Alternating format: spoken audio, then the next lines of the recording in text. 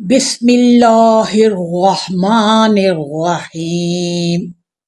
سورہ تحریم میں 4 عورتوں کو مثال بنایا گیا۔ کیا آپ جانتے ہیں کیوں؟ پہلی عورت حضرت نوح کی بیوی نبی کے گھر میں رہی مگر ایمان نہ لائیں اور طوفان نوح میں غرق ہو گئی۔ دوسری عورت حضرت لوط کی بیوی حق کو دیکھا مگر حق کا ساتھ نہ دیا اور پتھر کا بت بن کر نشان عبرت بن گئی۔ تیسری عورت حضرت آسیہ فرعون جیسے ظالم کی بیوی، لیکن ایمان ایسا کہ محل چھوڑ دیا اور جنت میں گھر خرید لیا۔ چوتھی عورت حضرت مریم پاکیزگی، حیا، اطاعت اور اللہ پر بھروسے کی روشن مثال۔ 4 عورتیں، 4 کہانیاں، لیکن پیغام ایک ہی۔ نبی کا گھر کسی کو بچا نہیں سکتا اور ظالم کا گھر کسی کو تباہ نہیں کر سکتا۔